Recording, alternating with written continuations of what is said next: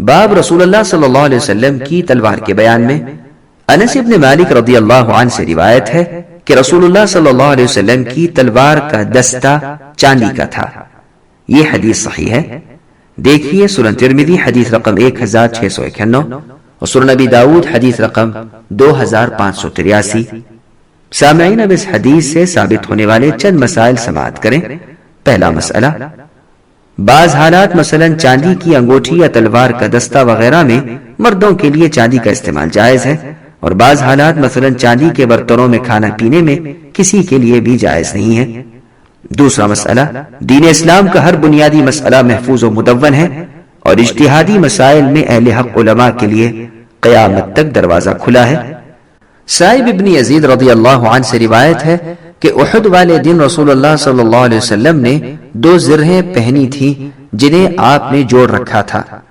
یہ روایت صحیح ہے۔ دیکھیے سنن ابن ماجہ حدیث رقم 2806 اور سنن نسائی الکبریٰ حدیث رقم 8583۔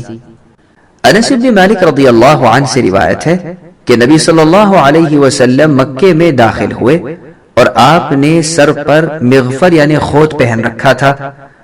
رسول اللہ سے کہا گیا، یہ ابن خطل جو ایک مجرم کافر ہے کعبے کے پردوں کے ساتھ لٹکا ہوا ہے، تو رسول اللہ نے فرمایا اسے قتل کر دو۔ یہ روایت صحیح ہے۔ دیکھیے سنن ترمذی حدیث رقم 1693، صحیح بخاری حدیث رقم 1846۔ سامعین اب اس حدیث سے ثابت ہونے والے چند مسائل سماعت کریں۔ پہلا مسئلہ، ٹوپی یا عمامے کے نیچے لوہے کا خود جو ذرہ سے جڑا ہوا ہوتا ہے، عربی میں اسے مغفر کہتے ہیں۔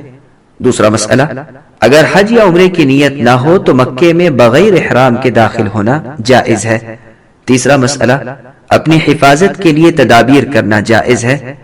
چوتھا مسئلہ، اگر خلیفہ یا اس کا مأمور مناسب سمجھے تو فتح کے بعد بھی حربی یعنی جنگ لڑنے والے کافر کا قتل جائز ہے۔ پانچواں مسئلہ، بیت اللہ پر غلاف لٹکانا سنت تقریری کی روح سے جائز ہے۔ چھٹا مسئلہ، ابن خطل کے بارے میں پوچھنے والے کا نام معلوم نہیں ہے، ہو سکتا ہے کہ وہ ابو برزہ اسلمی رضی اللہ عنہ واللہ اعلم۔ ساتواں مسئلہ، ابن خطل کافر نے ایک صحابی رسول کو شہید کیا تھا جس کے بدلے میں وہ قتل کیا گیا۔ یاد رہے کہ اس خاص وقت میں حرم مکہ میں قتل کرنا صرف نبی صلی اللہ علیہ وسلم کے لیے جائز قرار دیا گیا تھا، اور فتح مکہ کے بعد اب یہ قیامت تک کے لیے حرام ہے۔ آٹھواں مسئلہ، عبداللہ بن عمر رضی اللہ عنہما مکے سے مدینہ جانے کے لیے چلے، جب قدید نامی مقام پر پہنچے تو آپ کو مدینے سے خبر ملی کہ وہاں فساد بپا ہو گیا ہے، تو آپ بغیر احرام کے مکہ لوٹ گئے۔ دیکھیے موطا امام مالک حدیث رقم 976۔ سبسکرائب کیجئے ہمارے چینل اور دبائیے بیل کا آئیکن تاکہ آپ کو ریگولر نوٹیفیکیشن اپڈیٹس مل سکے۔